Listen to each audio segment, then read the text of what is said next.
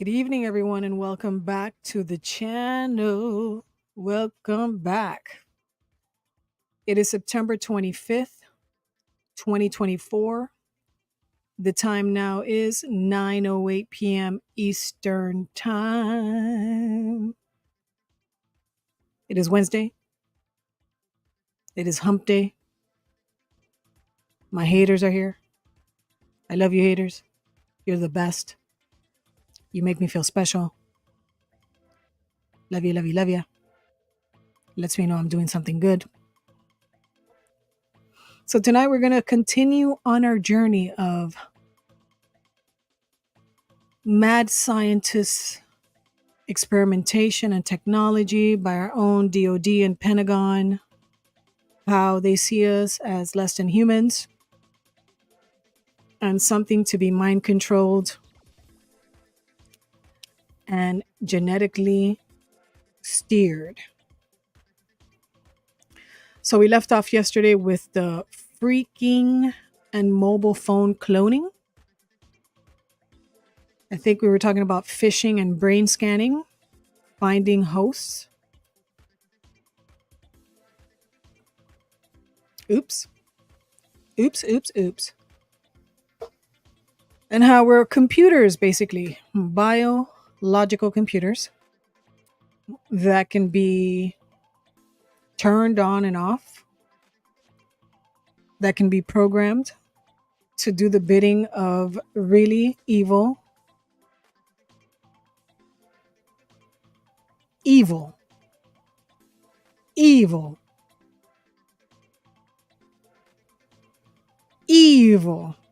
people with titles and PhDs. This is the kind of stuff that makes you really dislike science, or actually the scientist and our own government, or at least the agencies that are government funds. So let's get started. We're talking about phishing, and tonight we're going to be talking about the similarities between co-processing or graphic card processors and inserting secret hooks and device drivers, malicious payloads, replacing personalities and memories of human beings with false memories and altered personalities. Excuse me, I'm going to put some music in the background because it gives me a flow. So on this page, we'll be talking about the graphic card processors.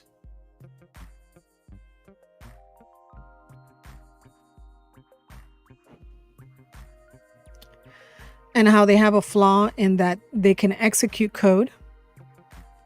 Hackers figured out a way to utilize this sub-processor to avoid detection of infiltration code. And this is infiltration code away from the antivirus software. Examples of this technique could be an influential advisor, like a vice president, like Dick Cheney, or a first lady who influences the president. These situations make the designated leader merely a figurehead, similarly of how a subprocessor can take control of a CPU, inserting the secret hooks and device drivers. One of the most prevalent computer hacking techniques is to insert a handle in the operating system that executes other services or processes without being detected. There are several equivalents in the CIA, NSA, and DoD realm. They use blackmail, extortion, doppelgangers, and of course, we know what doppelgangers are. Doppelgangers is a fictitious shape-shifting character that behaves similarly to the person whose function they have subverted, while appearing approximately the same. We can also call it like a clone, except cloned are actually grown, and doppelgangers are just people that look like other people.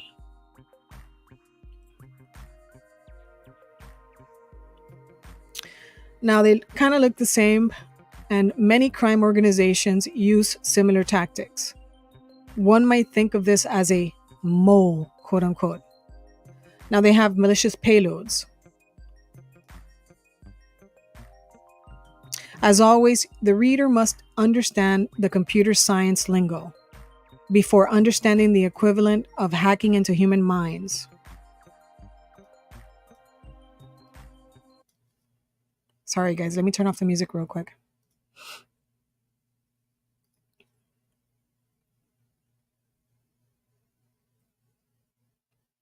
Malicious payloads is a term for malware, which is software in computers that intentionally cause damage to information systems or the hardware they are connected to. These programs can come in a form called the worms or Trojan horses or Trojan horses or viruses. But the lingo goes on. When it comes to the biological computer system or computing system, there is an equivalent in computer science jargon. Of course, those that believe in an quote unquote untouchable soul will not be able to comprehend the science. The brain, however, is easily accessible and has no firewalls. The mind has no firewall, and there's an article by the US Air Force Information Warfare College that talks about this specific thing when they're talking about hacking the mind.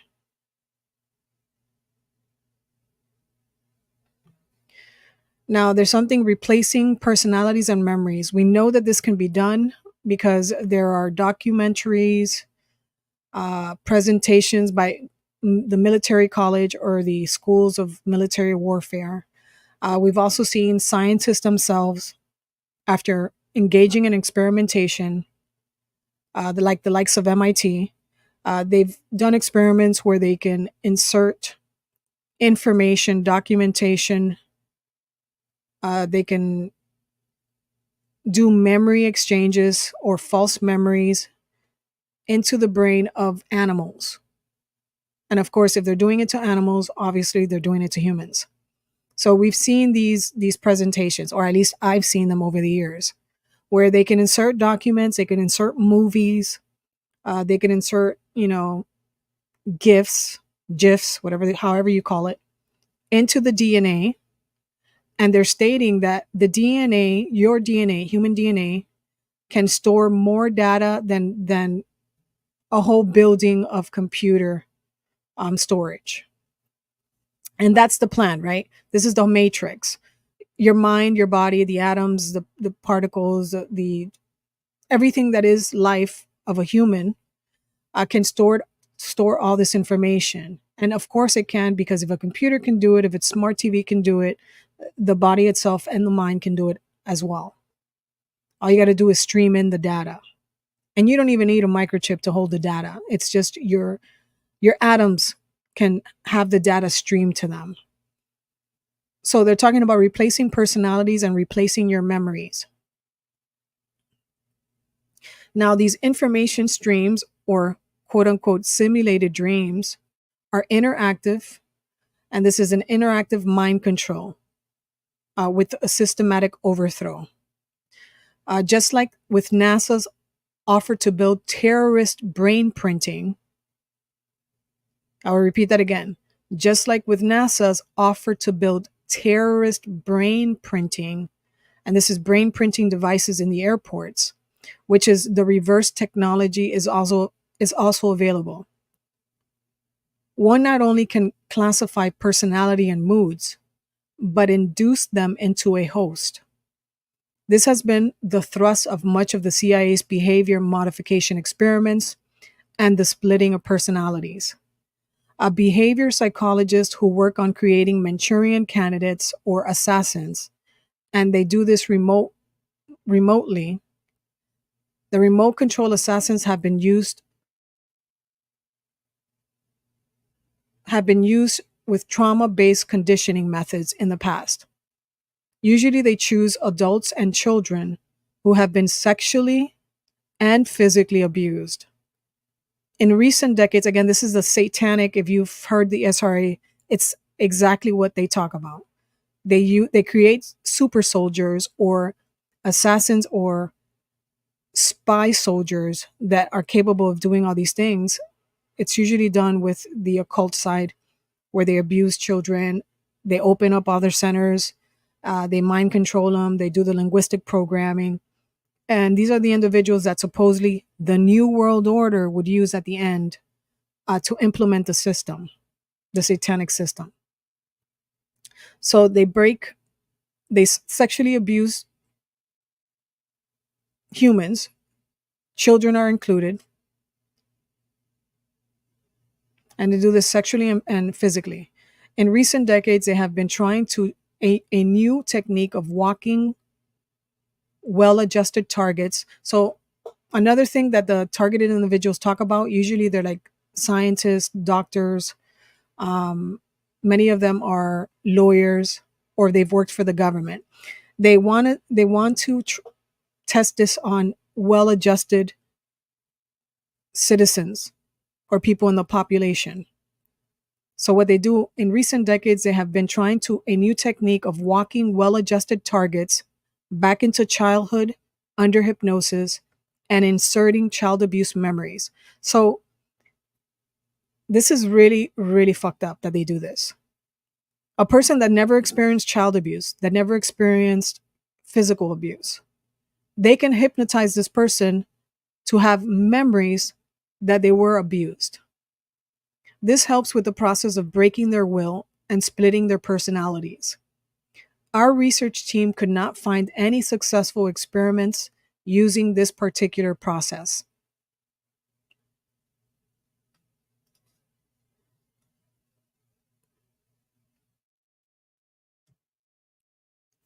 The government spend enormous resources on unifying the populace. Religion has traditionally been used to unify cultures. However, a more intrusive form of unification has begun, which develops children and adults' brains within a very constrictive box. Okay, the very constrictive box, dream and thought entrainment. Brain entrainments over the population is being currently tested to see if they can restrict and induce a limited set of thoughts, thereby controlling the population's opinion and coercing human perception to a common reality, and in a sense, stealing their souls from self-determinism without them even knowing or their consent. So they're doing this. Again, I always talk about when I say oscillating people's brains, this is part of it. So they're getting everyone on the same thought process, under the same philosophy, talking about the same things, thinking the same thoughts, speaking about the same, topics. And we don't even know, or 90% of us don't even know that this is happening to us.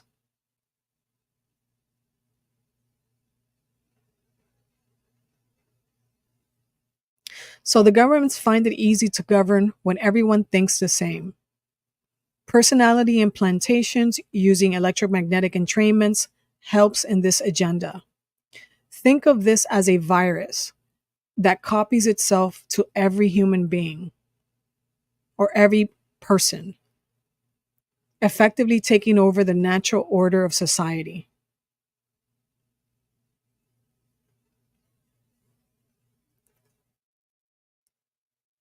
They talk about the protected memory and partitioning and the cognitive containment.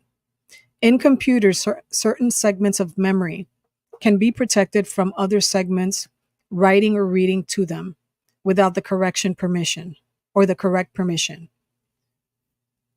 In this new brave world of mind monitoring and hacking, certain thoughts will cause a panic or a trigger alert for the operating system to handle.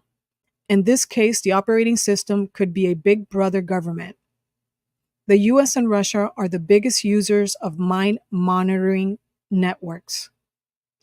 The cognitive containment is an active approach to limiting the probability of certain thought patterns. For example, if a government wanted to keep the awareness of the existence of mind hacking technology and they wanted to keep it down to a minimum, they could dampen or divert the thought patterns that were leading to the understanding and rediscovery. This is correct. They can do this. Classical methods of discrediting government technology secrets that leak out using psychological tactics, which make the ideas appear absurd or like science fiction. Program the populace using the mass media information stream and still seems to be preferred today. Cognitive containment also includes thought and memory filters, which evolved out of the CIA program EDM. And again, EDM stands for electronic dissolution of memory. Entire populations could be made to forget about the Holocaust, for example. This is not an exaggeration of the capability of the current technology. Specific memories can be targeted as well as general thought patterns. For example, the propensity towards violence can be amplified or it can be dampened in the target host. Now, the most extreme cognitive containment techniques becomes a mind prison. That is why this technique is listed as a malicious payload of mind viruses. The payload forces an obsessive compulsive mental focus on just a few topics. In an ever more extreme form, it is just a perpetual infinite looping and repetition of thoughts and words. Yes, this is true. And again, the Satanists do this perfectly when they're psychic driving.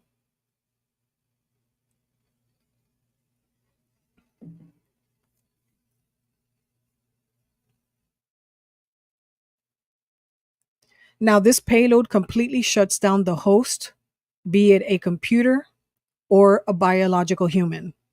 This was one of the first capabilities discovered back in the 1950s. Often, this technique of mind hacking is called mind control, a very loaded word with bad connotations. A better description of the quote unquote mind control is really thought limitation, cognitive containment. This feature of the technology doesn't allow the host mind to think outside certain prescribed patterns or parameters.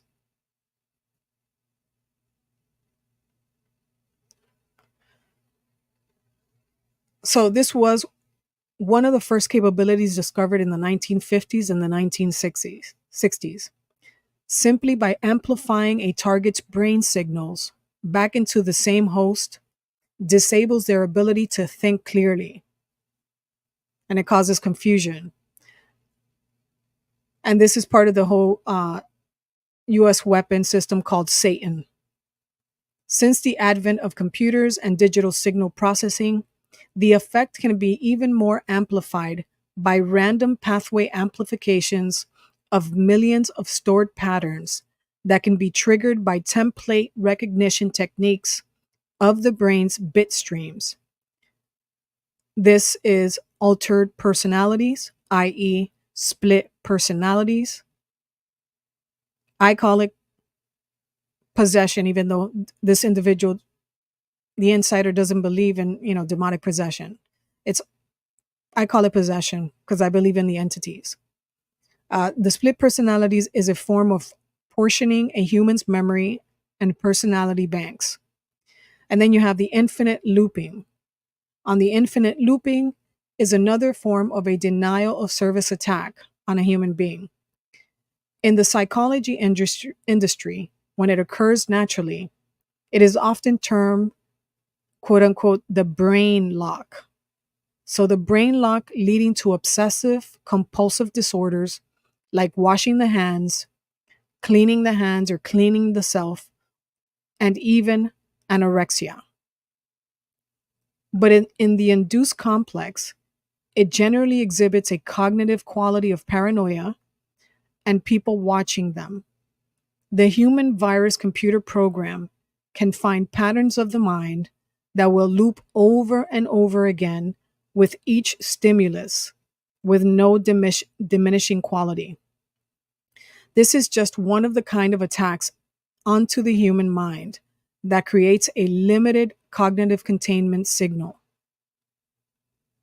The average human's personality and speech patterns are far more limited than the subject or the subjective experience would be led to believe.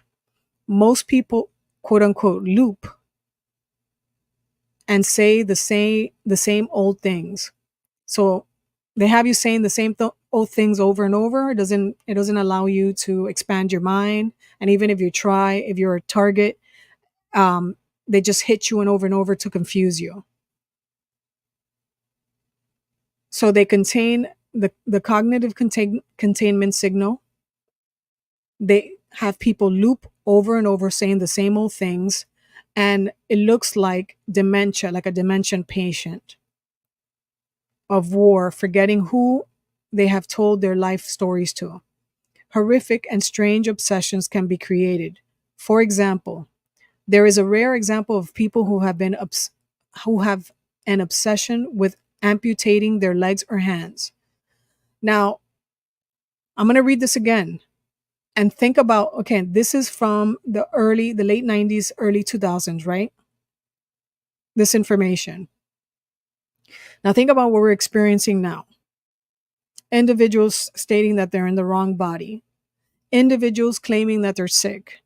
Individuals claiming that that they're disabled and they purposely remove a limb or a hand, or they purposely disable themselves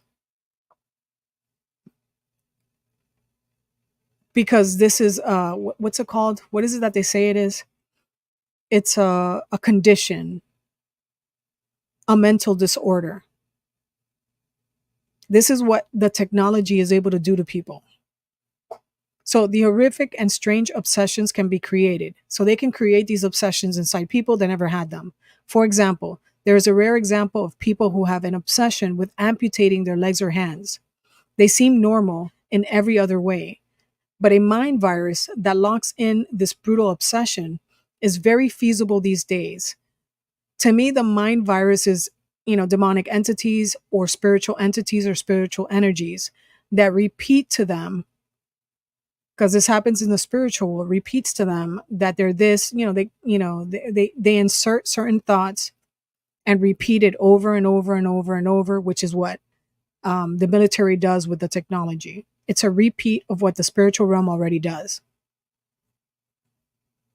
Oh man, stay mad, Satanists. Stay mad. Stay mad. Try harder. Try harder, guys. The people are, I'm freeing the minds of the people. They're gonna know the truth. I'm exorcising the demons. I'm letting the truth come out. Oh, I'm gonna make fun of some people tonight. Boy, they are mad. These Satanists are mad. Woo! Hallelujah. All right. Let me stop. Okay. So these individuals seem normal in their everyday lives. The mind virus has locks in the brutal obsession, right? Their their crazy thought process, whatever is the thought that's repeating, and the obsession is very feasible these days. If the brain signal can be recorded or artificially created, it can be fixed to be constantly triggered in any target brain over and over and over again. There are just variations on the same technology that is used to create what they call psycho bombs. For example, just neuroprogramming through repetitive training sets into the targeted brain. The program can be anything from obedience to obsession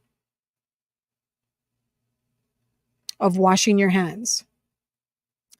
Now they have the denial of service attacks on the human mind is always referred to as a remote lobotomy. This wireless version replaced surgical electroshock and insulin shock methods in recent decades. Now he's getting into the demons, right? So the demons or the demon is a computer science term, which means services that run in the background. In Windows operating systems, they are called services or device drivers. They are programs running in the background that can be triggered or constantly running to control other systems. In our research objective, they can be used to control emotions and personalities in human beings, for example. The word demon is very appropriate given how the mythology describes demons as possessing. Again, this person doesn't believe in the spiritual aspect, or at least the spiritual aspect when it comes to religion. So he's speaking in this way. The word demon is a very appropriate given how the mythology describes demons as possessing one's mind and body. No exorcism can defeat neurological weapons. The crashing of the operating system through error amplification. An interesting strategy for the mind virus is to take control of civilizations came from the HIV virus. If one can build a virus that attacks the most aware and most intelligent and most likely to recognize the infection first, the virus will be more successful at dampening an immune system or an immune response from the system to defend itself. Certainly, it would delay a response at which point the infection might have already spread significantly to the point that there are no free thinkers left to respond. There is Russian literature which looks like it was written by a native English speaker that describes how they made sure that they took out the greatest thinkers in their culture first when implementing this kind of societal control strategy. The Cold War was very much a strategy of taking over governments and culture around the world. We now say these countries have puppet governments. The simplest and often accidental malicious effect of a computer virus is destabilization of the operating system to the point of crashing it. Poorly written viruses will crash an operating system and is a symptom one should take notice of. Now, this is very interesting that they're saying this. Let's say we're doing this in a physical sense, right? We're injecting what they call the virus by rumor, by, you know, releasing information into the population, altering the perception of individuals, systems, whether they're economic systems, whether they're uh, social systems. They're doing it physically by speaking, right? Through linguistics and all that. But when you use electromagnetic waves, it's different. right? Because you can do it covertly. I mean, you can do the other stuff covertly, right? But it's more dangerous when you don't even know that it exists. If someone's speaking to you and talking to you about culture, or about, systems, or about, your ideals, you can reject them at any point. But with this, with just streaming electromagnetic waves, radio frequency waves, there's no way for you to reject them if you don't even know that you're being bombarded with that data, right? You can't tell, well, I can tell, and many others can tell once they figure it out. For the most part, people can't tell if this thought or that thought is coming from outside, or from some guy in a military base, or from some satellite. They can't really tell. The automatic response for a human is, oh, I'm thinking this. So it's my thought, it's my creation in my mind. It's crazy stuff, really.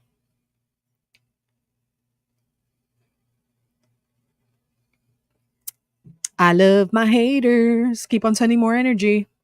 You're just giving me more fuel. So let's see. So they dampen the immune response system.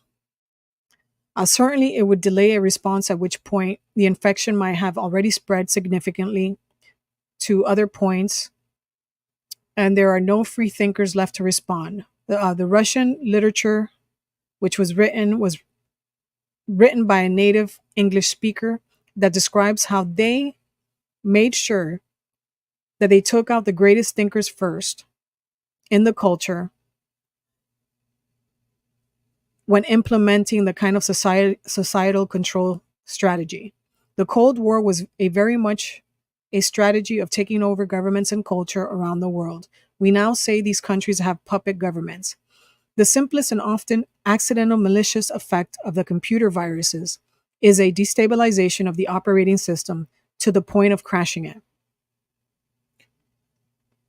Poorly written viruses will crash an operating system, and is a symptom one should take notice of. In the world of mind hacking, crashing the operating system has a couple different meanings. One is literal, and that is through cloning. So one is literal, and that is through cloning an attacker's brain patterns onto a target, visual hallucinations. This is where we get into the schizophrenia, right? They create schizophrenia. So they attack the patterns, they target the individual with hallucinations, they put them into hypnotized states and aggressiveness. So the aggressiveness can all be used to make the target crash a car or airplane, or go on a shooting spree, or shoot up a school. This is what this technology is able to do to people, right? Trigger them to do that, trigger them to get mad, trigger them to attack their family member, trigger them to get into fights with their spouses or their kids or whomever, trigger them to run away from, their jobs, or etc. And we've seen many TIs talk about the same thing.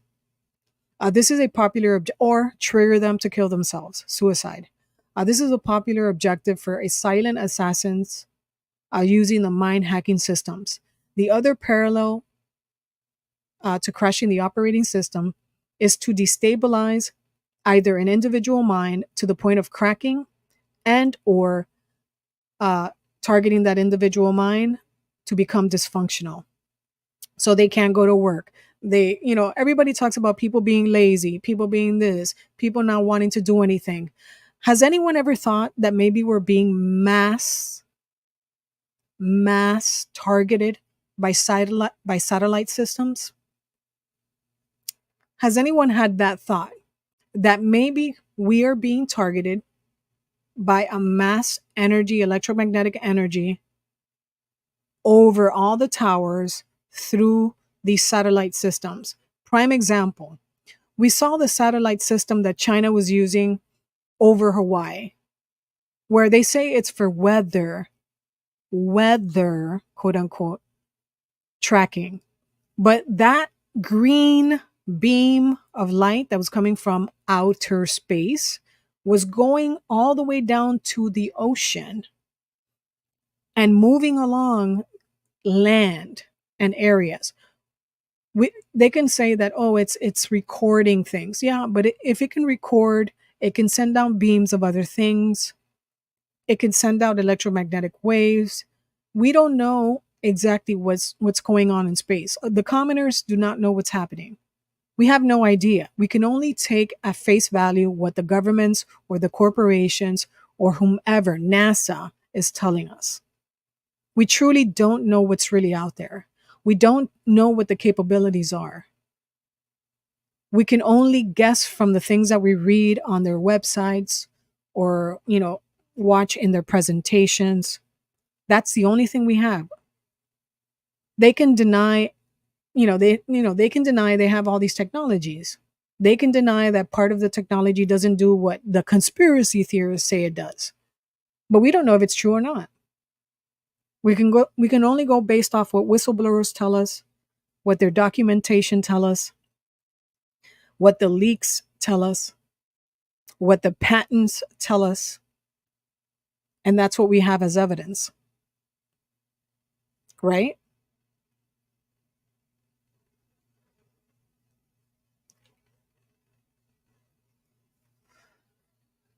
So, they can hypnotize, cause hallucinations, people to see things, people to hear things that are not there. They can make people aggressive. I have had that experience a lot. They can also make the person, get violent, crash cars, again, shoot people if they wanted to. This is a popular objective for the silent assassins using the mind hacking systems. The other parallel is to crash the operating system, or to crashing the operating system is to destabilize the person, the individual mind, to the point of cracking or becoming dysfunctional. Homeless is one of the things that they can do. They can cause a person to be homeless. Later in this book, discussion of specific systems will reveal how they are used for this objective. For example, to create bipolar disorders. I will repeat this again. To create bipolar disorder in a target, the program or software or chatbot Alice, like Alice in Wonderland, Alice, a chatterbot program, is used to amplify the emotional swings of the human being. In counter resistant techniques, this is called the ego up and the ego down, as well as the quote unquote Jeff and Mutt. And this is a chapter on the ABCs of severe interrogation techniques.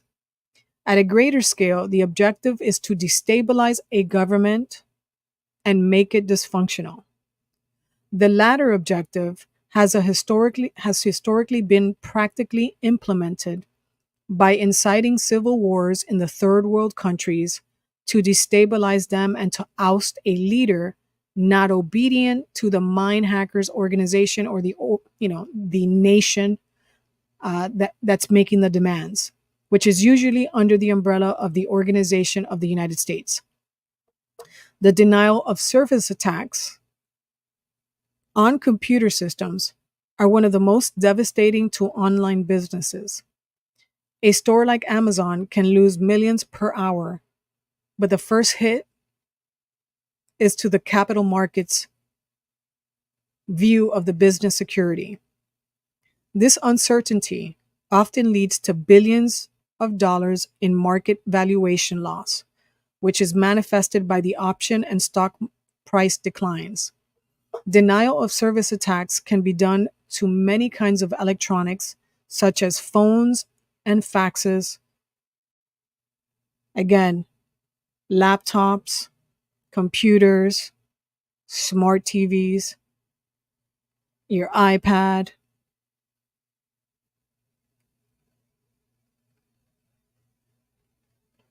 Jamming is a form of denial of service attack. In its simplest form, and can be done through repeated calling to a phone or a phone number, for example. The reader has already learned about reverse signaling to sensors, which is called reverse echo techniques. ultra wide band, and cycling jammers, and adaptive jamming algorithms. But in the mind space, the natural language takes on the form of jamming information from sender to recipient. The Mind Hacking Strategy Group tested the NSA's system, aka Echelon, by flooding it with keywords and knowing their triggers by piping messages through the Arabic countries' networks. The the MHSG, which stands for Mind Hacking Strategy Group, were warned by the Cyber Warfare Unit to quote unquote quit fucking with us. They are paying attention. This was a denial of service attack to the Echelon system. The denial of service attacks are not just to cell phones, but entire areas of countries that can experience satellite jamming of their radio broadcasts, TVs, infrared car locks, garage doors, and alarm systems. All signals from remotes can be easily jammed or copied for total control. Traffic lights that are equipped with infrared sensors can be hacked to turn green. They look for the flashing of ambulance lights, but flashing your brights at this right timing intervals also will force them to change back to green, denying the cross traffic signal. You, the reader, will learn a lot about spy tricks in this book. Remember to use your knowledge for good and not for selfish purposes. It is easier to destroy than it is to create. It is easy to be greedy and childlike than it is to look out for your fellow man and control your greed and power. Mind hacking technology has become so popular amongst many Department of Defense divisions that each research lab has its own language and spin on the techniques. For example, the Directed Energy Directorate, operated by the Air Force, calls the mind hacking program the quote unquote the personality effects program. It discusses confusion of the enemy as well as controlling all the senses from visual hallucinations to temperature and smell of an individual. They even brag about taking over the will of each person who is operating a machine and thereby controlling the machine. The US Army calls their program the Zombie Project for fearless remote control soldiers. The CIA has the longest list but started with MK Ultra mind control. Even the so-called Honorable Navy has their human experimentation of the recruits with mind control, LSD, extreme doses of electromagnetic, and experimental vaccines. Then they get into the United States government declassified top secret MKUltra documents obtained from the Library of Congress through the Freedom of Information Act. The effects of this kind of denial service attacks, also called the remote lobotomy by the CIA, would be identical to psychosis. Every single human being has been made to believe if you hear speech and respond to it, that person is crazy. We have all seen homeless people walking around talking to themselves. This kind of attack would precisely mimic several forms of quote unquote mental illness, as defined by the DSM, which is the Diagnostic and Statistical Manual of Mental Disorders. And if you see most of the doctors and scientists that sign on to these organizations or manuals or people that write the policies for transgenderism and all that, usually they're involved in secret programs, scientific programs with militaries. And the populace are the guinea pig or the rat. And then they create, policies based on their experimentation on, the social culture.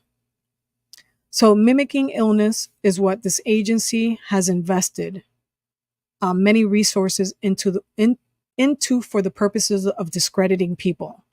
This book has no intentions of diving into the political aspects of the history of its technological development, but it is a curious note that several of the CIA scientists involved in developing these hacking techniques also are listed as the first source of a couple of mental illness accepted in the DSM manual. So again, so they wrote the manual on the stuff that they were creating, right? They gave it names so they can discredit it individuals that go to therapists or doctors or when they end up in a hospital. Problem, reaction, solution. Create the problem, you wait for people to go crazy, and then you come up with the solution.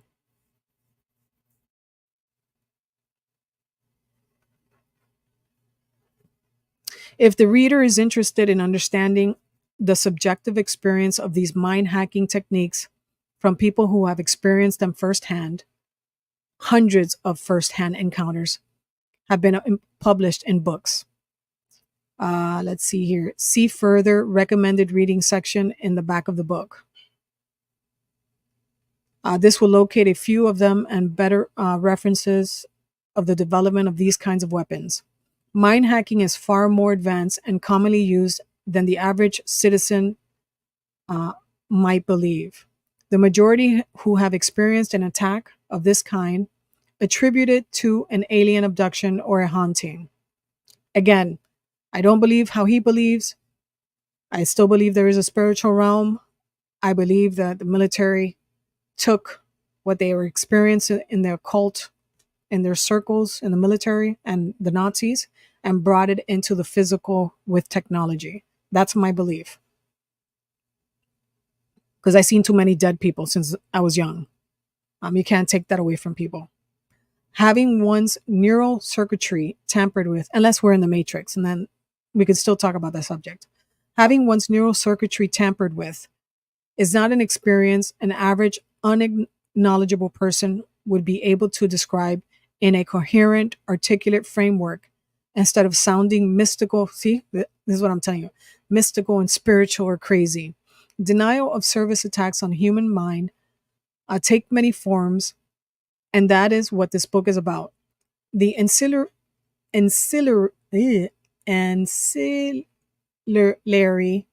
technologies which the reader learns about are only to provide a context, a mindset, and framework for which all this came about out of growing cultural military virus. So the audio cortex. The audio cortex distraction is one of the best denial of service DOS attacks. It was accidentally discovered along with the microwave oven while standing in front of high-powered radar. It turns out that many animals and humans can hear microwaves and also be excuse me, behaviorally affected by these complex intensities of the electric and magnetic forces. After all, aren't we all just electromagnetic chemical sentient beings? They passed laws that electromagnetics and microwave harassment was illegal in many states like Michigan and even the UN agreements, but the US refused to sign. And then, Russia had a treaty that they signed in the 1970s. I think it was a UN treaty where they were talking about environmental warfare and, all these others weird, undetectable technologies.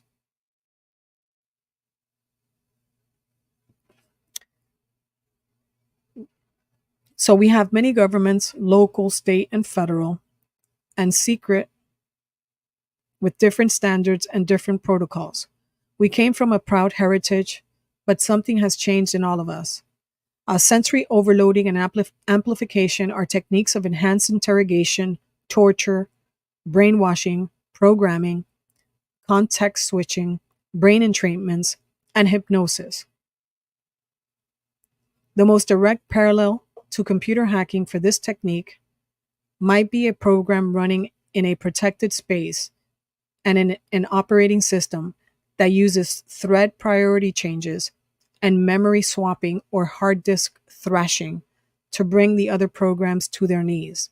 Even though the malicious program is not directly interfering with the other program's memory, they misuse the processing resources in such a way as to make the other programs run so inefficiently that the entire computer would need to be rebooted to regain processor usage.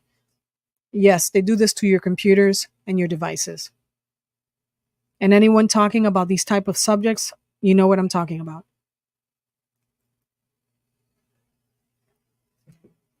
Triggers and triggered payloads. So the viruses often wait in dormant to be triggered by a specific time or event. A computer can be infected with no symptoms until a trigger occurs, then it executes the malicious payload.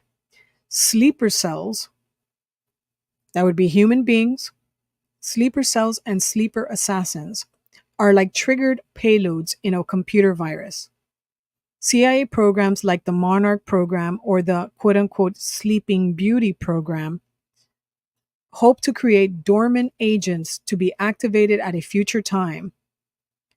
So, Manchurian candidates, alternate personalities, are the first created in context. Then a trigger word or a phrase or image or sound or color or neurocommunication entrainment can trigger them, like how attack dogs are trained. Hypnosis is a big part of the Pavlov conditioning method. Triggering a programmed assassin or activating a sleeper cell is equivalent to the RMI, or the quote unquote remote method invocation in computer science terminology. Later, when one reads about brainwashing, they can see how these loyalty infinities are reprogrammed, turning agents of one tribe into another. So, personality overlays and the simulation. There is a lot of overlap between mind hacking methods that are described here and the fundamental technology that drives them all. A famous Harvard behavioral scientist and professor, B.F. Skinner, leaked to a class that the CIA's personality database was stored in Colorado. The personality database should not be confused with the FBI personality database or profiling techniques. This personality database is actually a feature set representing the raw cognitive models. Not only can the NASA build a terrorist brain print, meaning they make terrorist.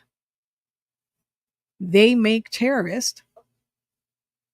only can NASA build a terrorist brain print recognition systems, but the reverse is also true. The brain prints or personalities can be induced into human being targets. The CIA has an endless history of studying how to induce split personalities. The effects of having a personality overlay induced on a person often causes what appears to be a quote unquote multiple personality disorder. If the external brain signals are highly bioamplified, that the personality overlay can completely take over the character of the host. Another distinction that must be understood is that there are personality overlays, simulated artificial cognitive models, usually viral, and human algorithmic cloned real human hive mind participants.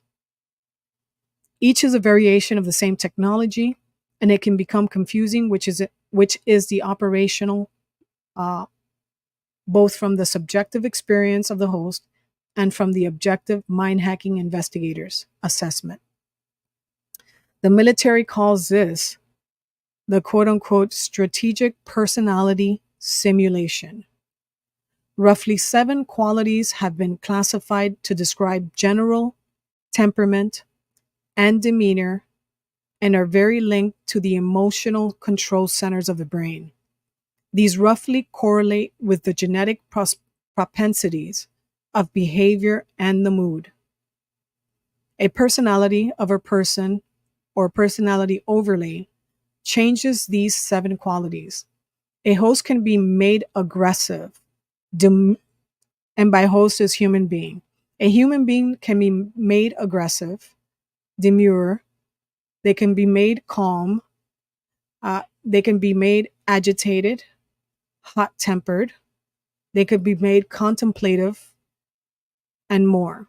The various mixtures of the seven qualities create new personality types, which experience or are experienced in the targets and cloned minds. They often call the agent vectors of the personality. They call them the quote unquote the seven dwarfs. This is where they use, the Disney movies and the Disney stories as part of the programming, right? In malicious viral payloads, a simulated cognitive model with a destabilizing personality program is run in the host's brain. Remember how an earthquake will shake a building to the ground only within the resonance frequency heights of a building? Analogously, a personality can be rocked by the personality overlays and pain programs to become unstable. This leads to a classification of bipolar disorder or schizophrenia by the psychiatric profession. And again, psychiatrists usually come out of the military or secret programs. The diagnosis is merely a set of subjective assessments of symptoms and unfortunately, unscientifically, never reveals or investigates the microcosm. The microcosm would describe very different reasons why quote unquote mental illness arises. Cancers have many thousands of different causes, and therefore, it is very unlikely that one cure can ever be found due to this fact. Overgeneralizing categories of symptoms and not differentiating the names of the illnesses with vastly different causes creates further confusion and misunderstandings. I don't believe that. I don't believe that. I believe that sickness is very simple, but we won't get into it because, you can't say these things. I mean, you can't say the detailed things that I'm about to say if I say it. Psychobombs, including mental illness or merely mimicking the symptoms of those behaviors, is the objective. Psychobombs can be turned into Manchurian candidates or programmed assassins. They have many uses that are instrumental in the social engineering and manipulation of government laws and media. So far, so for example, if a social engineer wanted to make guns illegal, they could trigger many quote unquote psycho bombs, shooters, at once using guns as their weapon. The public would react to the fear driven media stories to pass laws against guns. The quote unquote psycho bombs, individuals, are also useful in other fear driven tactics to have the public give up their rights to privacy. Often they are used to distract the media's focus on more pertinent and important stories. The CIA and the DoD groups that program minds of these illegal clandestine operations often call themselves Satanists. Yes, I agree with that because they are Satanists. They call themselves Satanists because they are. These CIA, DoD, military individuals that are calling themselves Satanists, there are many reasons for that other than just the cover story and confusing the target. The Satanic Bible speaks of creating scapegoats, patsies, and fall guys. Anyone who writes or speaks about these topics gets attacked by quote unquote psycho bombs who are led to believe that the writer or speaker is part of the conspiracy that is torturing them. This is why the names of the innocent are protected in this book. Those who are not speaking about these atrocities and should know about them are the guilty parties.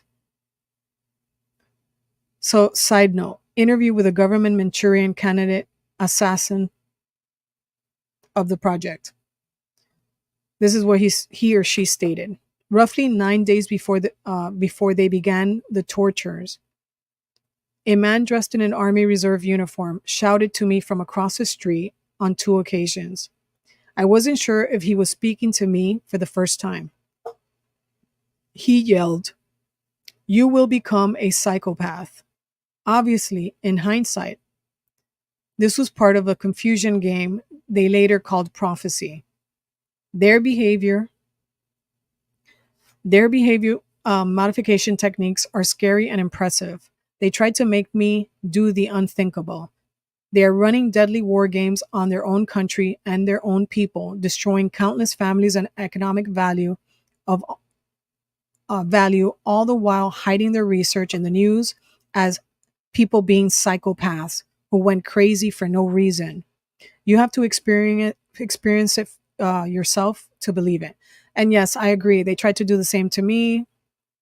And this is the same story. Like the story, my story is like another thousand people's story, where if you survive it and you understand where all these things are coming from, you will begin to, decipher the gang stalkers to, the people targeting you directly through messaging. And they try to get you to really do horrible things, like to lose your mind. This is the whole purpose of this whole super hyper game theory with the military and the CIA and the NSA and the DOD. They try to push you to the edge to see what you will do, right? It's all based on destruction. They want to destroy the individual. However, by any means, however they can.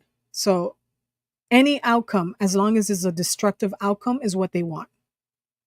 Whether you become a terrorist, an extremist, a mass shooter, a person that starts killing people, a person that starts destroying things and then has to go to a mental institution. Their favorite, besides mass shooters, is people that commit suicide. This is what they enjoy. And they're mad right now. This is what they enjoy. People that commit suicide and people like, shooters, that they'll just randomly kill someone.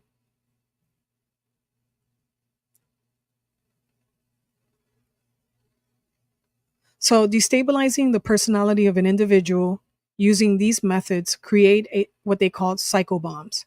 These can be recognized in people that, quote unquote, the saying, go postal. So people go postal through this technology.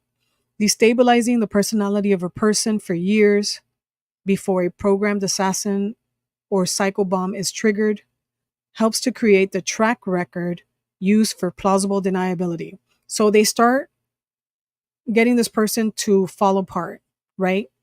Slowly. So let's say the person is pretty much stable, has a job, has an apartment, has a house, has a family. Slowly but surely, they start targeting the person, and then they start ramping up the targeting, right? So destabilizing the relationship, destabilizing the job, destabilizing the social interactions. I've always been a hermit, so I don't have a problem with that. They didn't do anything new there. They start destabilizing everything and ramping it up. And then, the person, those around that individual, the family members, the friends, the former co-workers, they said, oh, the person started, going downhill, when this happened with the wife, when that happened with the family, when that happened with the job, when that happened with this. And then at the end, even if the person figures out that this was happening to them, who are you going to tell? Who are you going to tell? Who's going to believe you? The police are not going to believe you. The federal government is not going to believe you because they're involved. Even the politicians, certain politicians, they can't wrap their head around that because they're out of the loop. So who is truly going to believe that this is taking place? The only thing that the government, the secret government has fucked up on, the NSA, the CIA, the DOD, the DHS, the FBI, what you guys all fucked up on is that you did this to too many people. Your technology has targeted too many people, and you've given access to too many corporations that are engaging in the same activity as you. And now, within the last 10, 15 years, criminal element has gotten their hands on something like this technology, the older version, like the pads that you hold that you can talk through and point to a house and point and target anyone in the home or in an apartment and talk into their mind. See, that stuff you can buy online, believe it or not. You can buy small versions of this and you can do damage. People that are just stalking, the criminal element, organized crime. That's where you guys fucked up.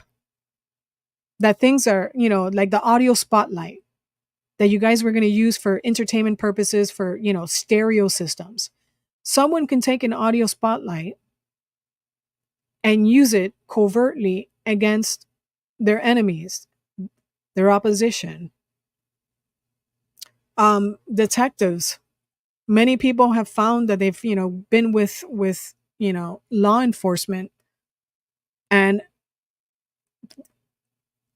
many women have had to deal with stalking of an ex-spouse or a former boyfriend that is in law enforcement, and these individuals have access to these technologies and stalk their former partners.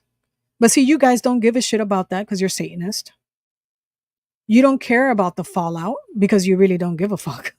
I mean, if you're willing to do it on people and kill them, obviously you wouldn't care if somebody else is using the technology and hurting others. So this is the issue. That's why I don't believe in anyone or anything. And in order to keep to keep from being depressed about the whole situation, you have to believe that there's still some good out there in the system itself.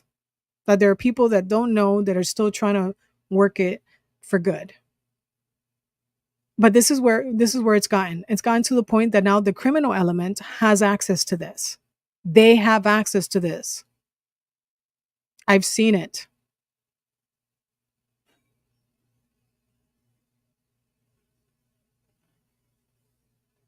So, yeah, I know. Stay mad, buddy. Stay mad.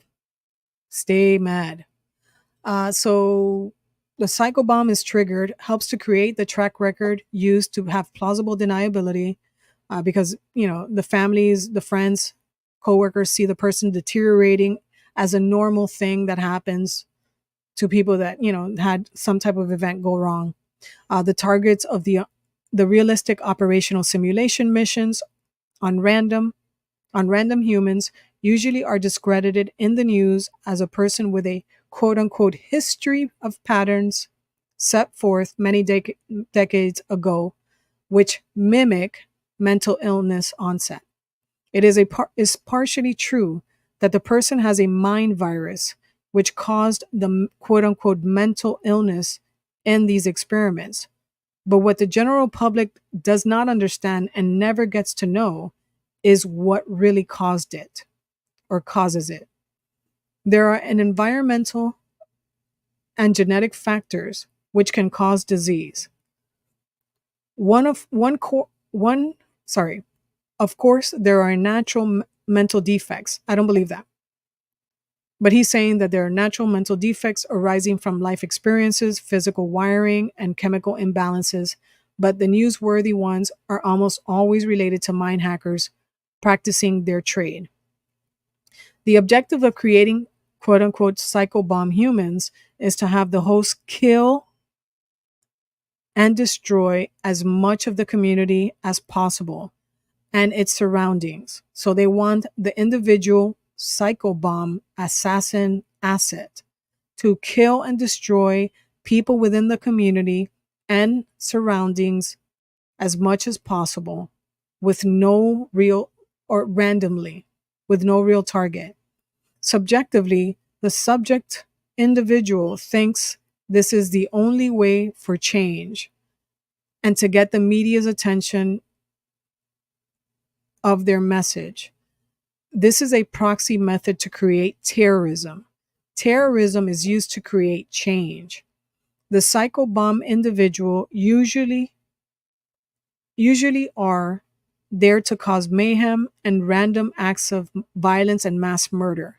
This allows the programming country or nation or government to be called, uh, excuse me, this allows the programming country not to be called sponsors of terrorism, including domestic, so as to justify more government protection and more losses of freedom. People always follow suit because security is more important than freedom.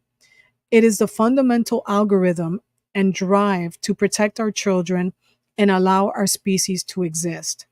The algorithms can be utilized to gain more power by the secret people, governments, agencies, and to gain more influence.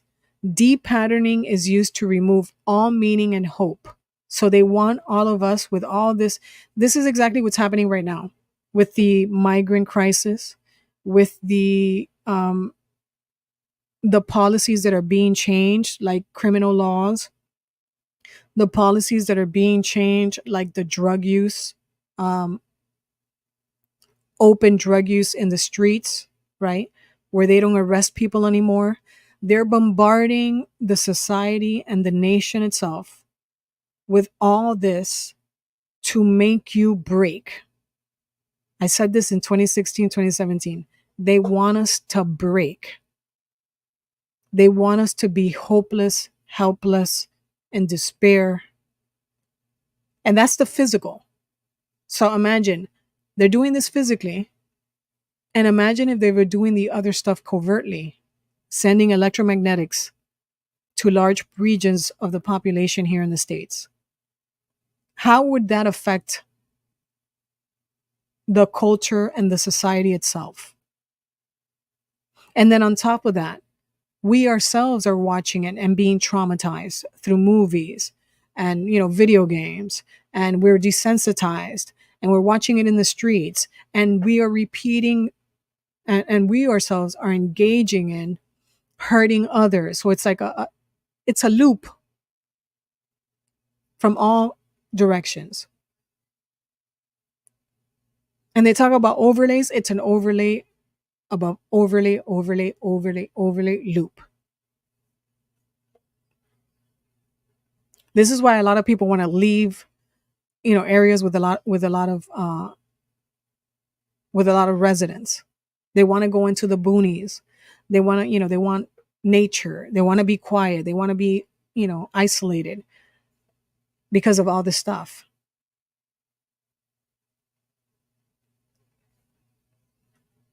Okay, so where was I here?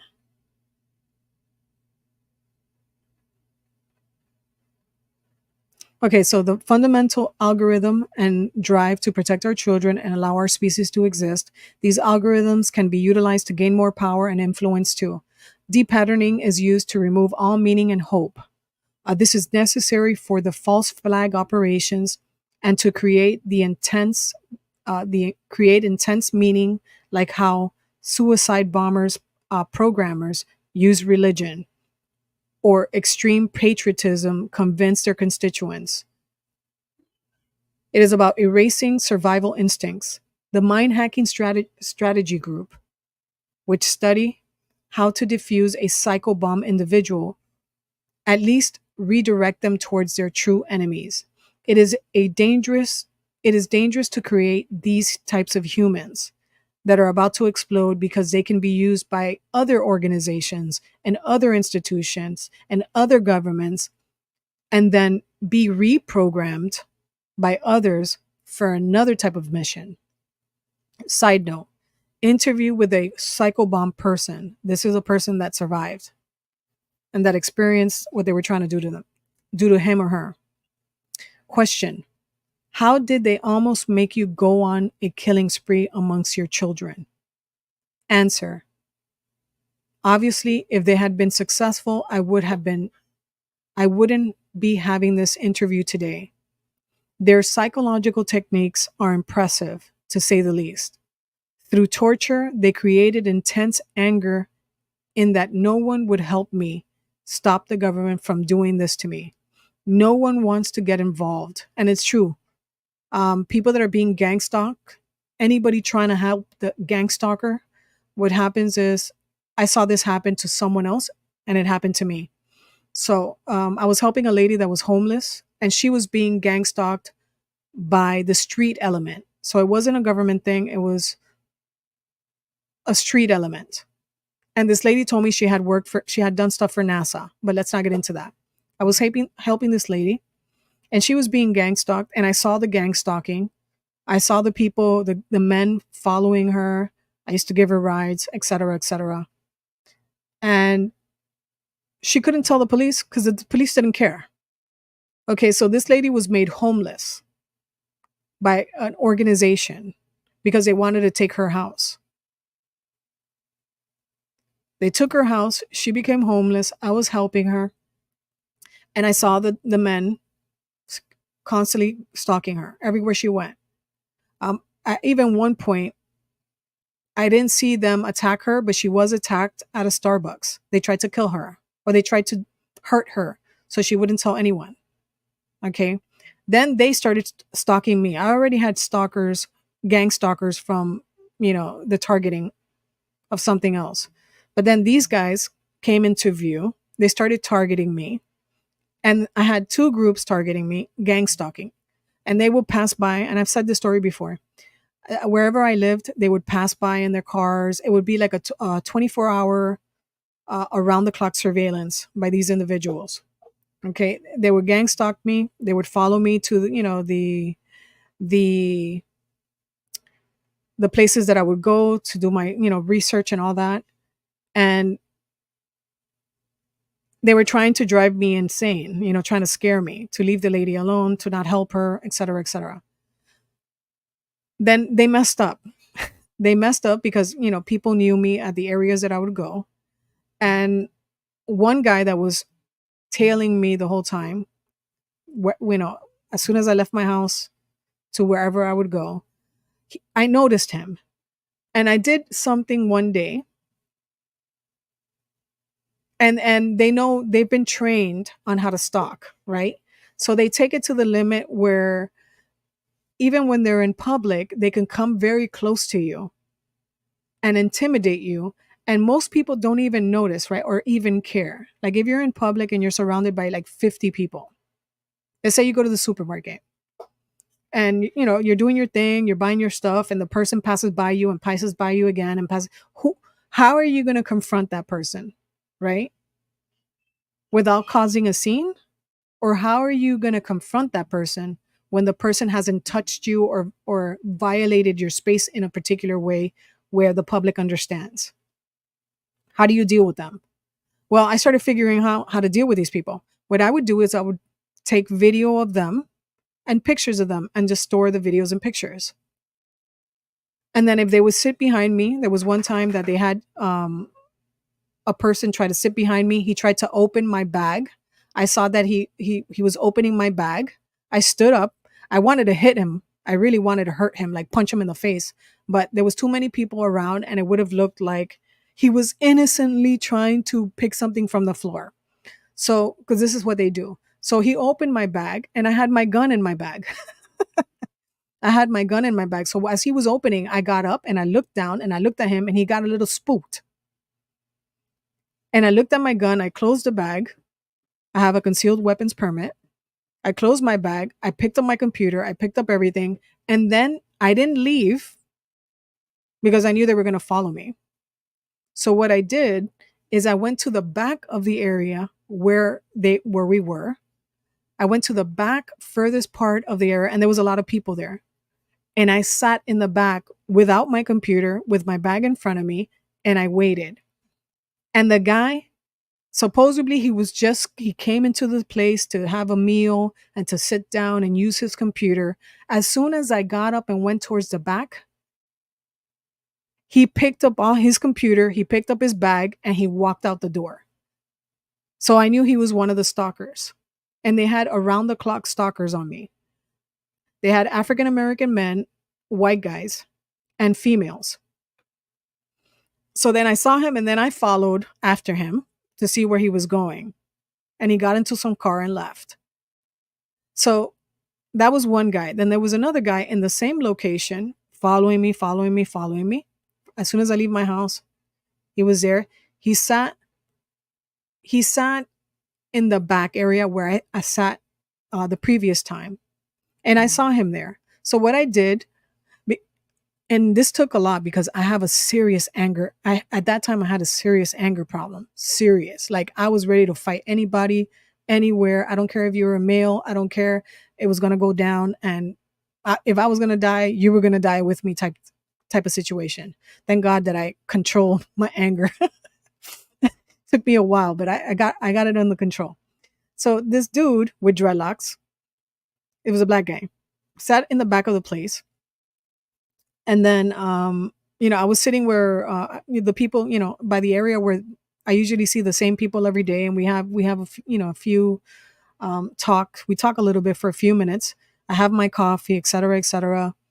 And then I started talking. I was talking to this one guy that I usually see every day, and I'm like, oh, there's some crazy stuff happening around the world, blah blah blah blah blah. Have you noticed anybody strange out here? And he would say, oh yeah, I noticed this guy that I never seen before, and like, like we start talking, and I start like trying to get information from the guy that I usually see every day, and then I start, because you got to do this, so everything seems normal, even though inside you're raging against the machine. You're raging. So I was talking to the guy and I'm like, oh, this and that, this and that. Oh, I think there's a guy that's following me around, And he's like, yeah, who?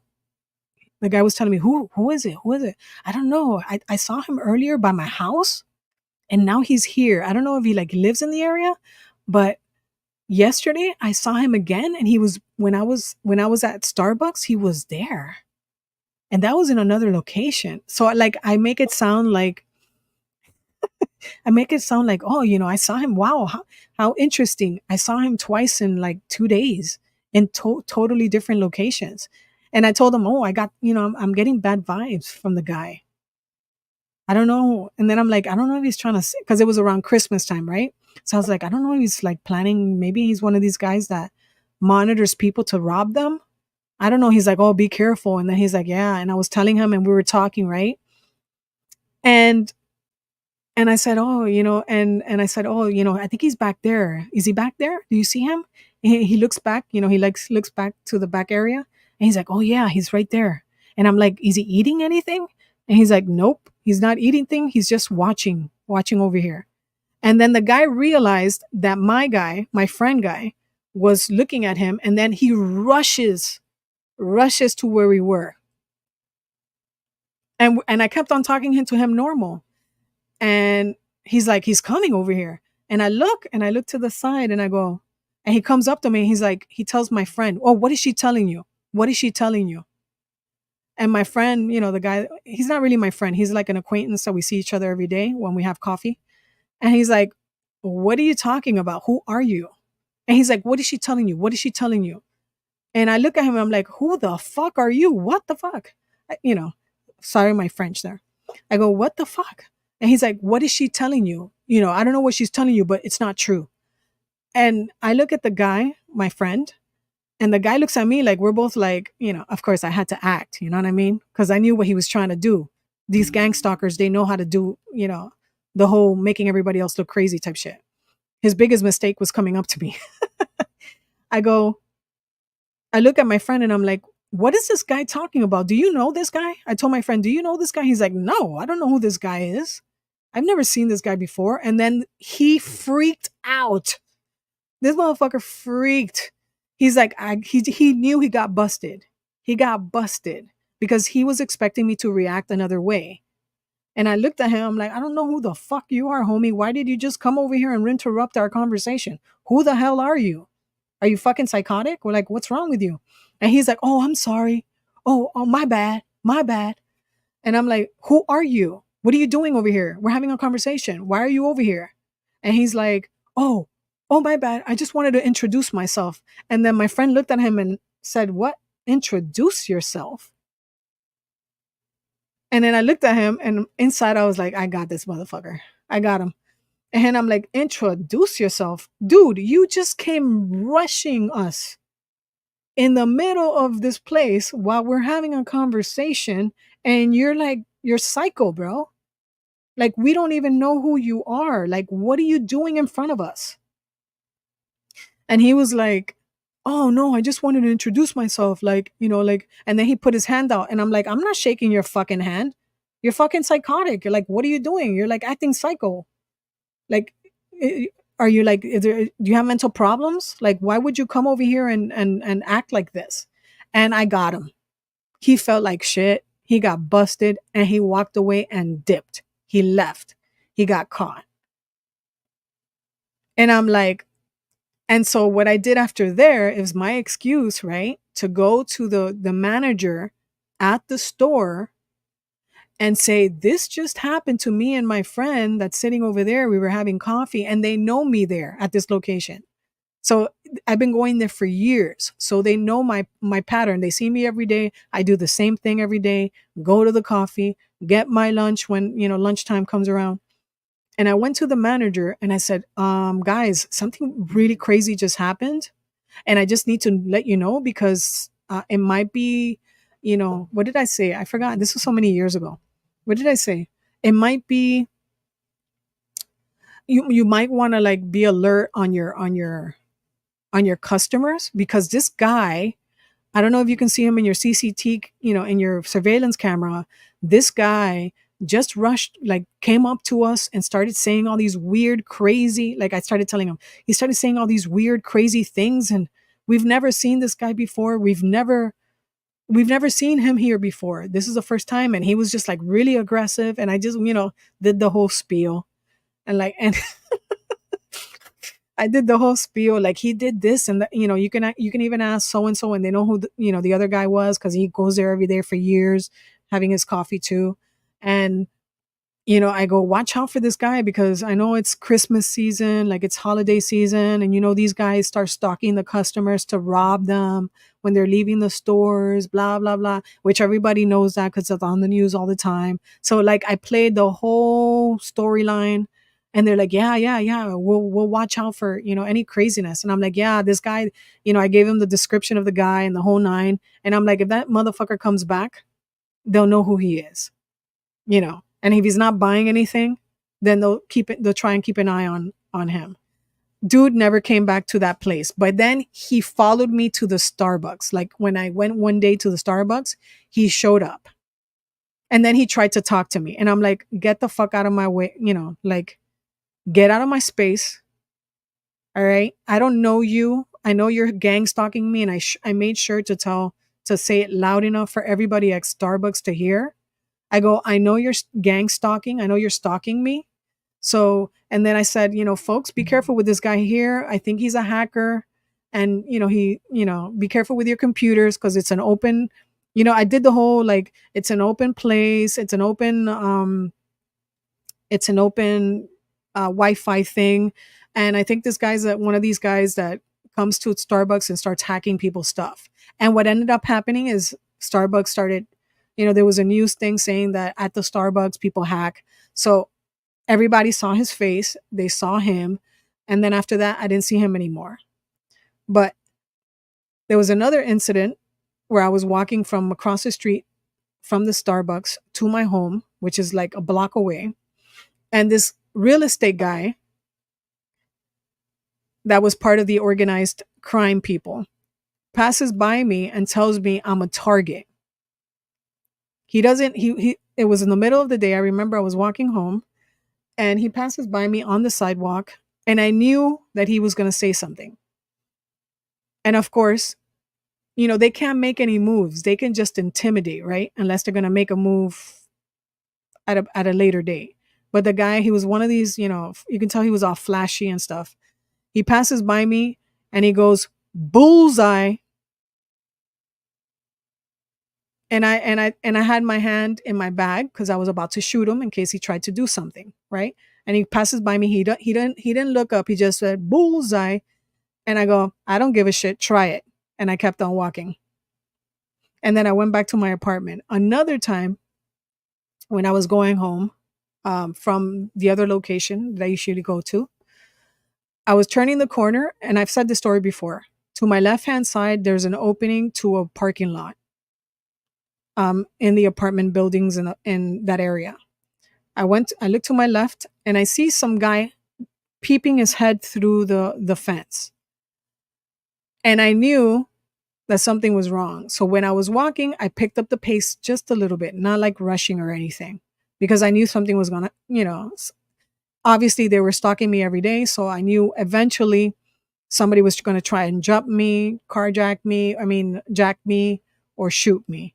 So I picked up pace, and then I saw the guy stick his head out. I go, okay, this guy might come from behind and try to hurt me, try to assault. Hold on, guys.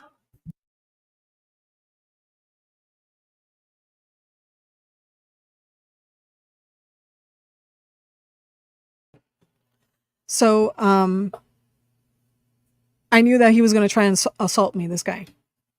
So I picked up the pace a little bit. I didn't like it wasn't really fast. It was just like enough to get like a little hop, a speed. And then he had to run a long distance, like quite a few yards.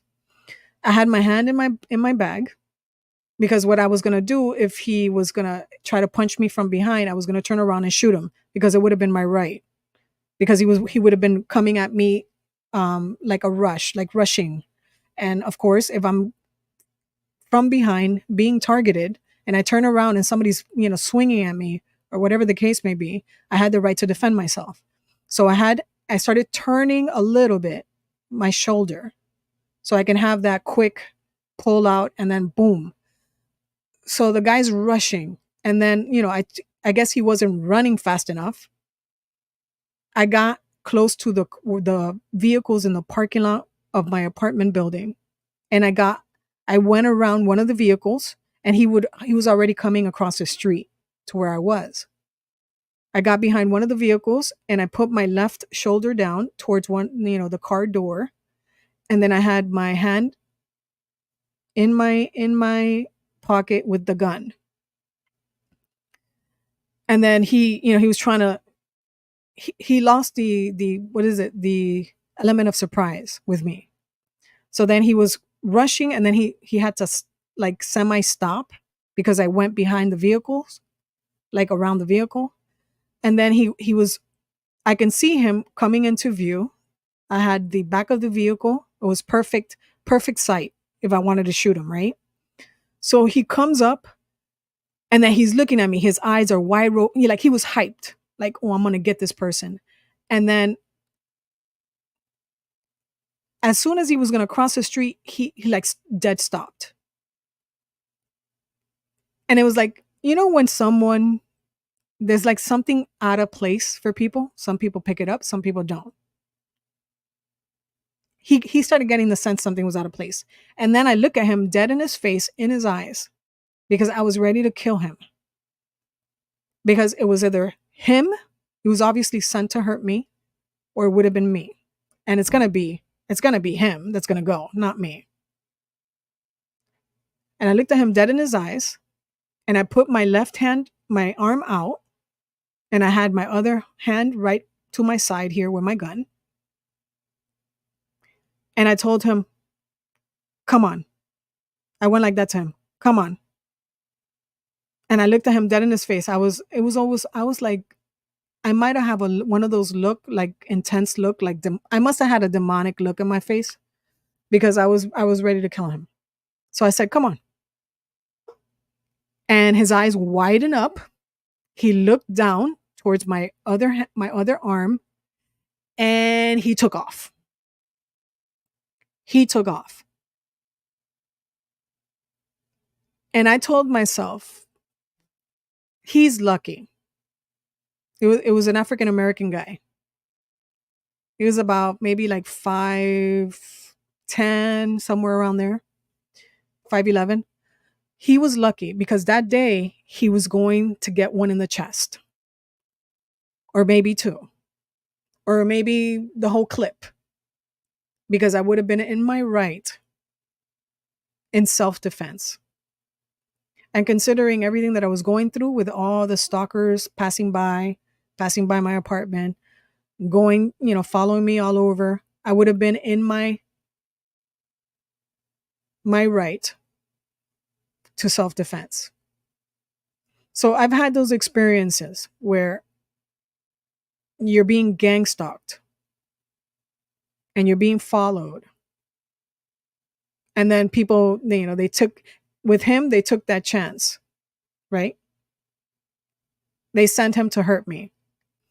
And the same thing happened to the old lady. Like someone was sent when she was at Starbucks. They sent someone to hurt her and they beat her up right outside the Starbucks. They punched her. They beat her down. Almost like a 69-year-old lady or something like that, that I was helping. And nobody was helping that lady. And she was being gang stalked for 2 years. Not the police, not anyone. Nobody cared. And nobody, like she had no proof per se. When she got beat up at the Starbucks, she was already over it. Why even bother to do a police report? She survived it. Why bother to do a police report? She was threatened. People saw it. There was witnesses. But so what? The police don't do shit until somebody really gets hurt. Or unless it's somebody with money. But a poor person, they can care less. So this is real stuff. And actually a person that I was with prior was being not gang stalked, but stalked. And I saw it. They were being stalked by an ex that was a lawyer. And they were being stalked by an ex that knew the law, that took it to the edge every time. And that even when they crossed the edge, meaning it was illegal what they were doing, they were getting the person fired from every job, making a scene at the person's job, like these type of things. One time, the lawyer was even following the person into a Walgreens and chasing them down the aisles. And guess what? Nothing happened. And the reason that person left that lawyer was because of domestic violence, and nothing happened. So when people are getting stalked and they're being gang stalked and they're being gang stalked by imagine if you're being gang stalked by regular people, organized crime, or even a former lover or a husband or a wife or whoever. Imagine what happens when you're being gang stalked by the government or by a secret agency in the government. How do you get evidence? Unless somebody leaks the information to you, or unless somebody comes forward that was working on the program and is a whistleblower. That's the only time you get evidence. This is what we have to deal with. And this is why I'm talking about this. You have the different versions of stalking. The individual stalking by spouse, friend, or coworker, or stranger that's crazy, serial killer type. Or you have the government gang stalking, or organization, criminal organization gang stalking.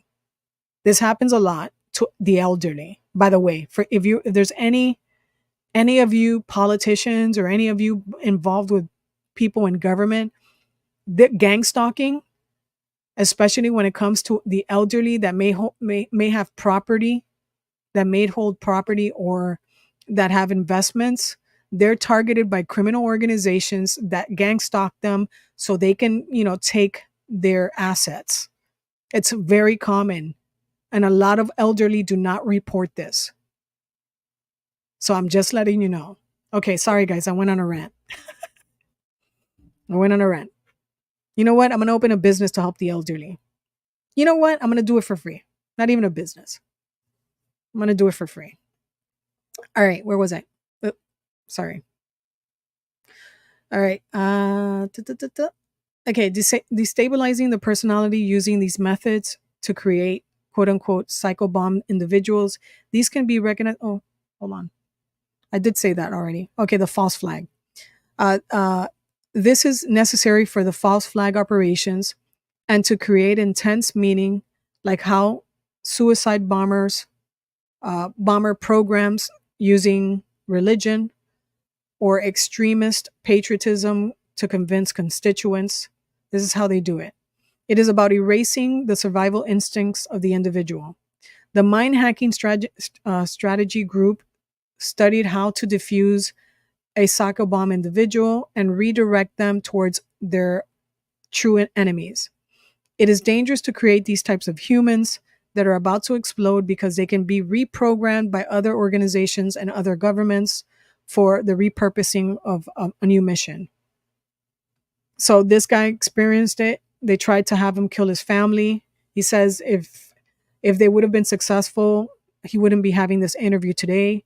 Their psychological techniques are impressive to say the least. Through torture, they create intense anger in the person, in the individual. No one would help me to stop the government from doing what they were doing. No one wants to get involved, and that is true. Then they piped messages into my head telling me to kill everyone. They don't care, and the tax dollars support this level of torture upon the citizens. You shouldn't care about them. They are selfish, they are dumb, they are disgusting creatures. Things like that. So this is what they were piping into his head. Okay, so he can kill everybody. So he can be a mass shooter. Is what this sounds like. So let me repeat this again. He says no one wants to get involved in helping you to stop this. So what they would do was pipe messages into his head saying to kill everyone. Then they would say to him, they don't care. And these people, they're using your tax dollars to support, their tax dollars support this level of torture of its citizens. You shouldn't care about them. As people are selfish, they're dumb, they're disgusting creatures, things like that. They tried to convince me that if I go on a massive killing spree, again, mass shooters, so they were trying to make him a mass shooter, that finally the news would cover my torture and people would care. Question: why did they stop torturing you? He answers, they said that I didn't create a good enough track record of seeking psychological help. So they stopped messing with him because he didn't go to the doctors. He didn't go to a psychologist. He didn't go to a therapist. So any TIs out there, this is what this individual did to try to protect himself. So psychobomb individuals can be used to manipulate the public in giving up their gun rights, for example. And they could be used to scare and terrorize the public so that the public is willing to move forward with a police state. What other uses of psychobomb individuals can you think of? Well, the programmed assassins and other CIA human assets. Excuse me. So the programmed assassins were made famous by the movie The Manchurian Candidate. The basic idea is to make the asset get close to the target, then trigger the asset or the individual to assassinate them. One such CIA program was called Project Artichoke. Project Artichoke looked for subjects that were roughly 35 years of age, sociable, and educated. The goal was to have these particular individuals or subjects kill a political leader, including one in the United States, if no others were identified. The size and scope was never revealed, nor the results. No one would ever agree voluntarily to prostitute themselves for any agency that does not pay them. Most people can't kill other people, even in self-defense. Creating a pathological altered personality is one of the major goals of the CIA programs. This is why mostly women are grabbed for trauma-based conditioning to split personalities. Femme fatales are more useful in the spy industry. Only a small percentage of those brutalized go on to become split personalities and further programmed. I've seen this also. This is very common amongst Satanists. They create female psychopaths. The idea is to create sociopaths that take commands but are able to traverse most social groups. with ease by putting on the charm and bidding or by someone else's bidding or against their own will and knowledge. Let me repeat this again. The idea is to create sociopaths that can take commands but are able to traverse most social groups with ease by putting on some charm and require no payment other than the opportunity to do someone else's bidding or against their own will and knowledge. How are programmed assassins made? The conscious state is split and conditioned with emotions. During one altered state, a torturous state, they force visualization of events that the programmers want done. So they put images in the mind of the people that are being tortured of what they want done. This is like how athletes visualize their skills over and over before actually performing them. So it's visualization. They do this in the New Age community and then the self help community. A programmed assassin is forced to visualize the assassination of their targets over and over using different methods taught to them during their programming duration. Sleeper agents and assassin individuals are called such because they remain in stasis or zombification or altered state. And they remain in these states until they are to be used and triggered when needed. Terrorist sleeper cells operate in a similar manner, except they volunteered for their mission. The word terrorist is just a word, it's just a formality. Volunteered for their mission. The word many US created program soldiers or assassin agents are used in false flag operations, which are marketed as terrorism by the media, or sometimes they go after those that created them. The movie and the book series Born Identity illustrates this from a Hollywood viewpoint. Side note: they interviewed a person that was programmed for assassinations. The interviewee: they tried to make me kill several U.S. generals and ministers of defense officials. It was like the movie Clockwork Orange, where they took a prisoner and conditioned him to shut down in the sight of violence. However, in my case, they took a good, sensitive man and tried to make me into a violent killer on command. Interviewer: Who did the programming to you? Interviewee: I know that Clinton's Clinton. That's what they're alleging here.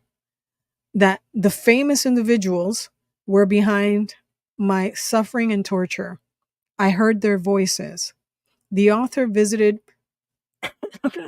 Clinton's office as a senator to see if she had any pull for congressional investigation. Her office wasn't interested. Clearly, the CIA had used voice transformation to make the Manchurian be misdirected. The difference between psycho bomb individuals and programmed assassins is merely the selection of a particular act of destruction or person to kill. The subject experience for the program assassin can be completely different in motive than that expected from normal crimes of passion. John Lennon's and President Reagan's shooters are examples of programmed assassins. Uh, they had no understandable reason for their violent action. Hence, we call them insane. There have been several failed attempts in the past at creating a delusional, love-obsessed psycho assassin by the CIA.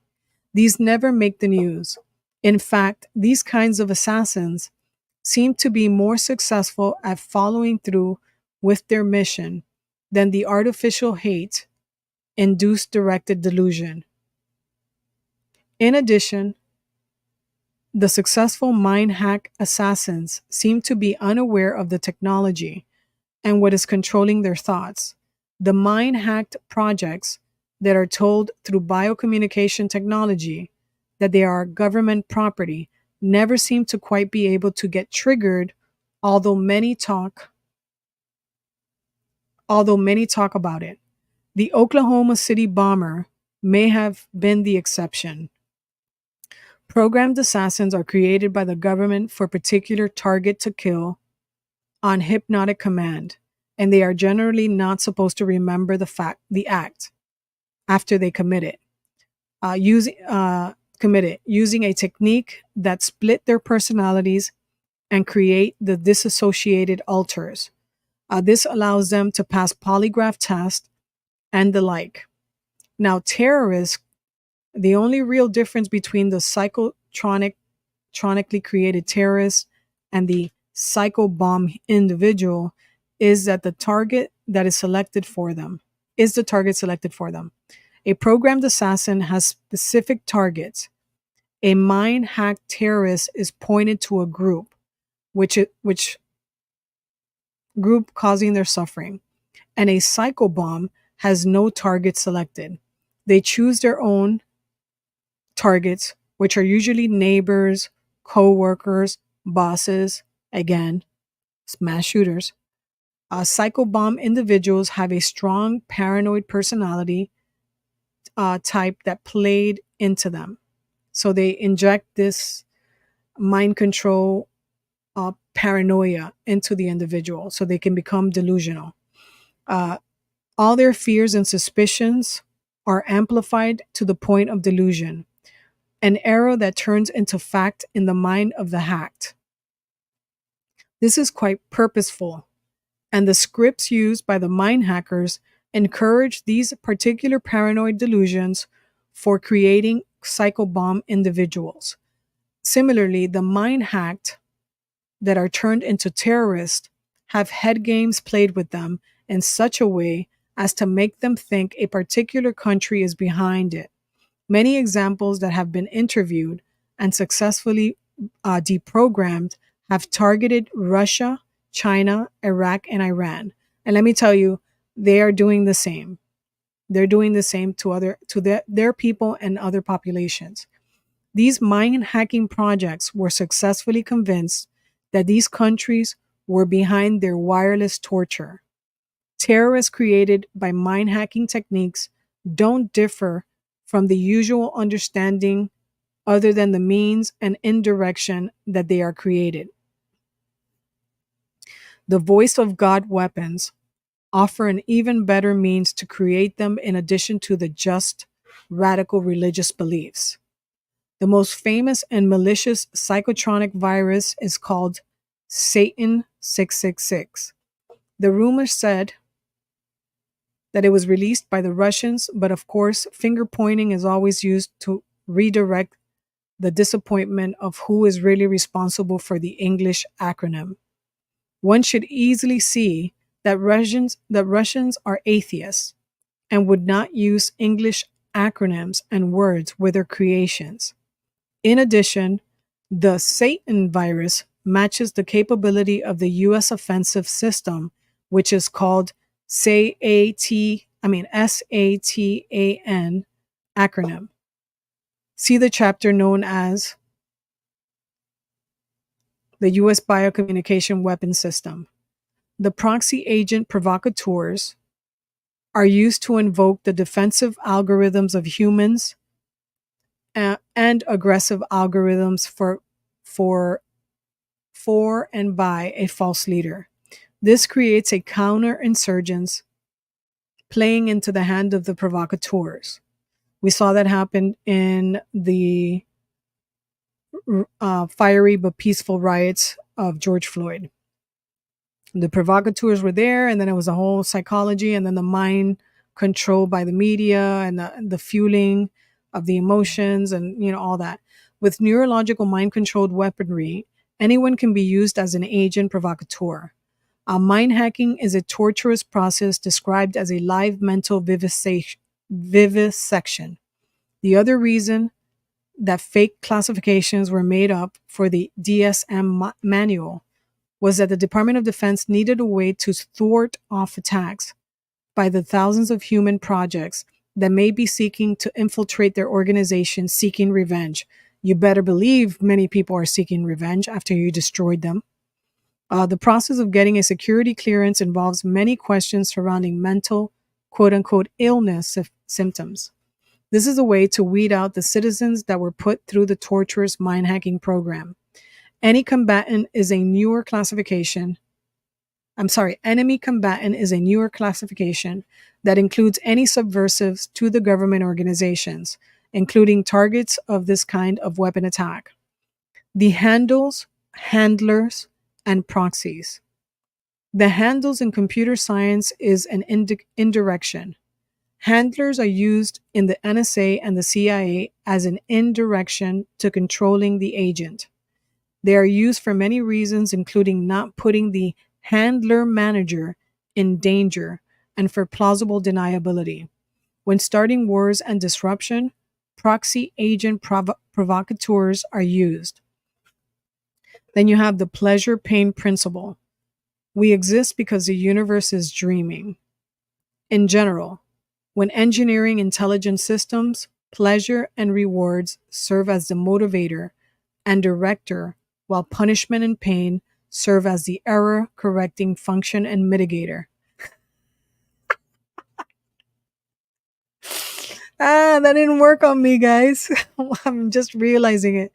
Oh, no wonder I was getting pummeled. Didn't work on me. That's great. I love it. Oh Lord, it's too much. God is real, by the way. The only reason I survived this was because I was praying a lot. All right. An intelligent system, as we humans understand it, which is durable, stable. Oh my God, this is too much. Durable, stable, and converges quickly, cannot be created without these concepts, either in animal or artificial context. This is a study of cybernetics. Okay, so I'll leave the rest for tomorrow. But I really, really, really, really, really, really feel bad for individuals that are experiencing this now. I really do, especially individuals that have no clue that this is happening to them. Um, because so many people are committing suicide, and so many people are now being triggered to do mass shootings, and so many people are now, they're like, they're void. And many of the things that we're seeing in the world, it's not just corruption.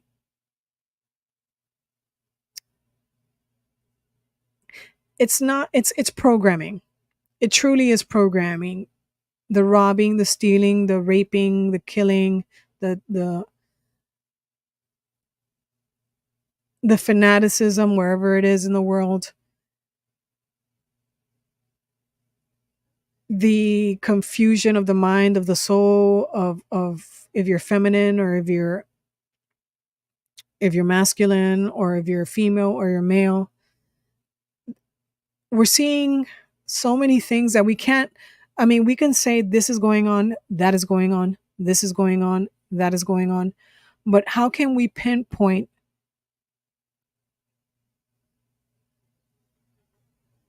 when one particular event is happening? How can we pinpoint that this did that? It's like a soup. And again, this is the intention, right? You create this order out of chaos. You throw everything in the kitchen sink at the human population, stir it up, use all your tech, use all your psychological warfare, all your mind war, I guess psychiatry, use medicine, right? Drugs, pharmaceutical, the pharmakia. Use it all. You use the electromagnetic weapons, you use subliminal messaging, you use genetic engineering, DNA, alteration, DNA engineering. You use the media, propaganda. Oh my God, there's so much that we're intaking, that we're taking in, that is destroying us. It's so insane. I mean, we're being bombarded from every angle. And honestly, we should have more psychotic people. I mean, we have a lot. Like the world has a lot of psychotic people. But literally everyone should be psychotic by this point with all this stuff. Everyone should be insane. Everyone should be, a mass shooter or serial killer with all this going on. I mean, we're seeing a lot of really, and then again, this is the Luciferian do as I will, turn everything upside down, create chaos, let everyone, allow the animal instincts, but they don't allow the animal instincts. They create it. The human is not interested, for the most part. The majority of the human population is not interested in killing, hurting, raping, destroying. They're not interested in that. That is not the first instinct of a human being. You have to program that into them. You have to create a social structure that reinforces that. It's really not part of who we are.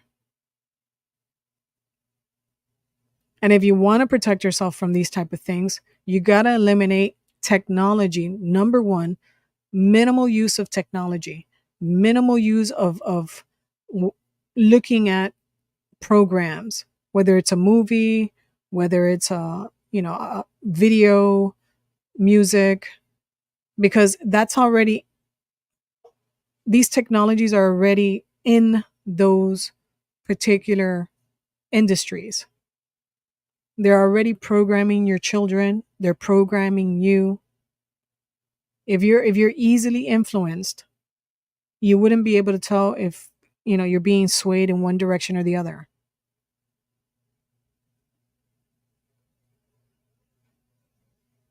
Video games. I know a lot of people say video games don't make me kill people. No, it oscillated your brain, it desensitized you, and it made things easier. That's why you have 13-year-olds now carrying around guns, acting like, Grand Theft Auto.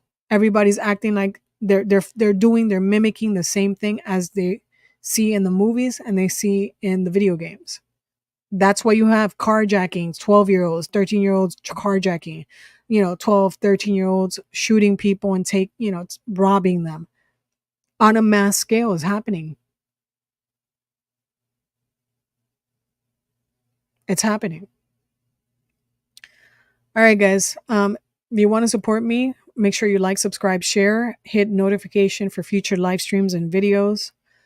Tell a friend to come hang out. I know this is long reading, but the subject is important, interesting, and it's something that everyone needs to know about. If you're aware, then you can try and defend yourself and protect yourself. It's important. If you want to support monetarily, you can support me at PayPal, Cash App, Bitcoin, Patreon. The links are in the description. Stay safe, and I'll be back tomorrow. Bye.